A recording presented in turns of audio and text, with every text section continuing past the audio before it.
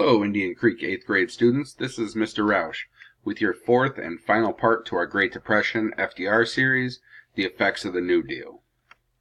So our guiding question is, how did the American people respond to the New Deal and the Second New Deal? So think about that while we're going through this video. In the early days of his presidency, FDR counted on big businesses to support his efforts to revive the economy. The National Recovery Administration, for example, invited participation from the business community. In general, however, the business world opposed the New Deal.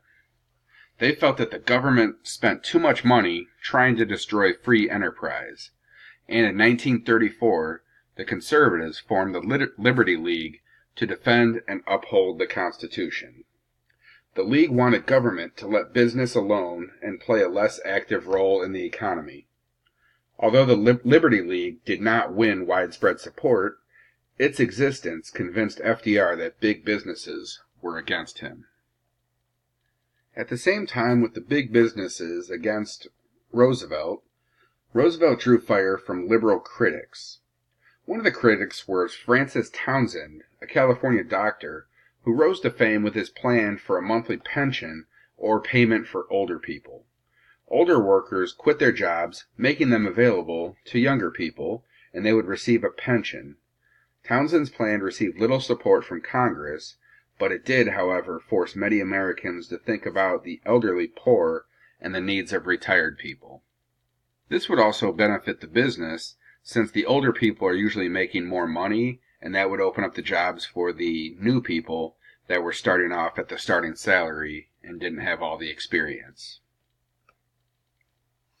Now, the Revenue Act of 1935 raised taxes on the wealthy and corporations, and they were not too happy about that.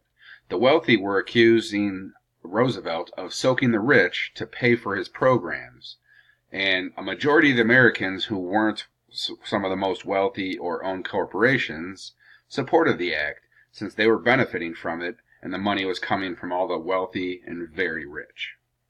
By the mid-1930s, the economy had improved slightly, but the Depression was far from over, and FDR took some bolder steps. One of the steps he took was new programs. One of the new programs was the Works Progress Administration, and this gave people jobs to help out the country.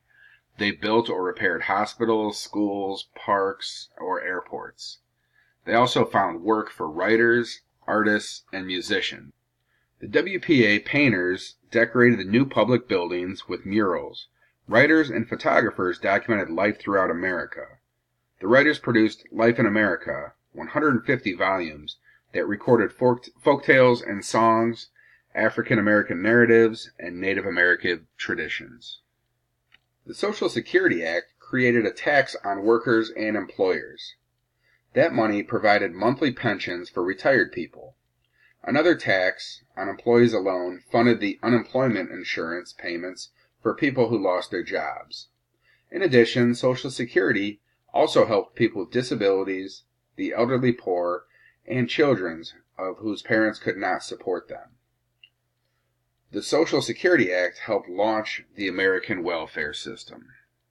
One of the other programs was the Rural Electrification Administration, or REA. What this was, it provided loans to extend electricity to rural areas, and the funding for this came from cooperative electric power companies. This was beneficial to people out in the country because now they can get electricity to their house. Another program that was set up was the Farm Security Administration, or FSA. In this, the government lent money to sharecroppers and set up camps for migrant workers so they had somewhere to go when they were moving and traveling from job to job. The most influential labor leader during the 1930s was John L. Lewis, head of the United Mine Workers. To increase labor's power, Lewis strived to unite workers in every industry into one single union. Most unions in the American Federation of Labor, or the AFL, were represented only by skilled workers. Lewis called for industrial unions to include unskilled workers, which is the largest group in the labor force. And in 1935, he formed a union that included the unskilled labor workers called the Congress of Industrial Organizations, or CIO. Now, the AFL was the American Federation of Labor, and that represented the skilled workers, and they fought for the rights of workers by arbitration to solve their disputes. The CIO, or Congress of Industrial Organization, represented unskilled workers, and also represented over 4 million members, including a large number of women and African Americans. And whenever there was a problem in the CIO, they would usually go on strike instead of bringing in an arbitrator to help solve their problems. Unions found support in the New Deal.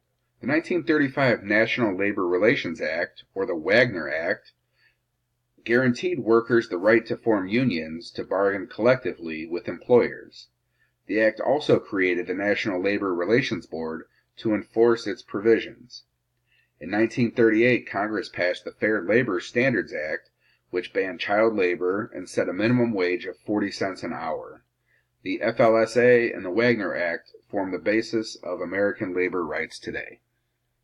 Those who opposed the New Deal challenged many of its laws in courts, claiming that they were unconstitutional.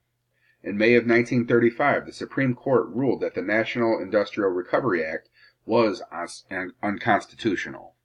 They felt that Congress had exceeded their lawful power to regulate interstate commerce.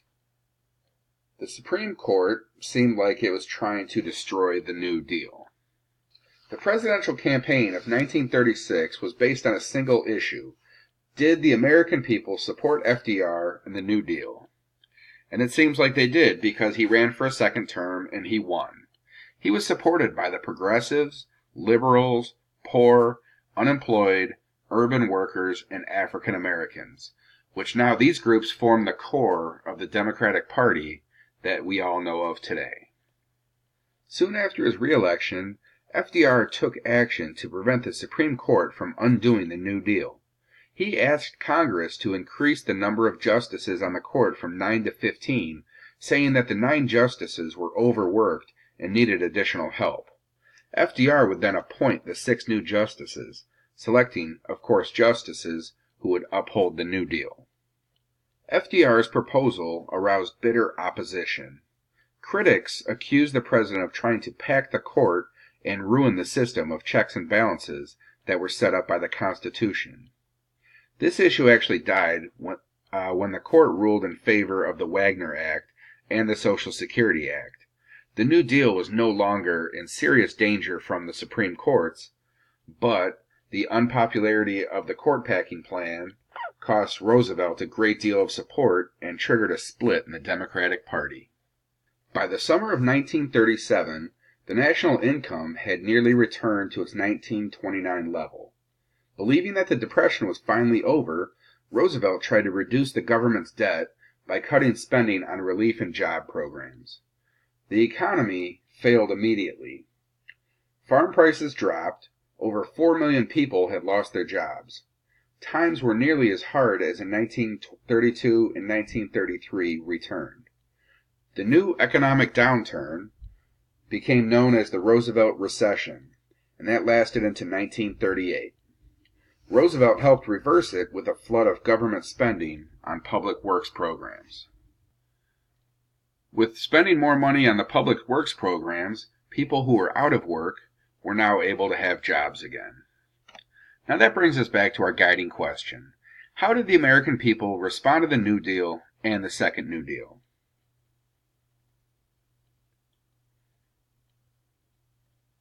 Well, that's all I have for today.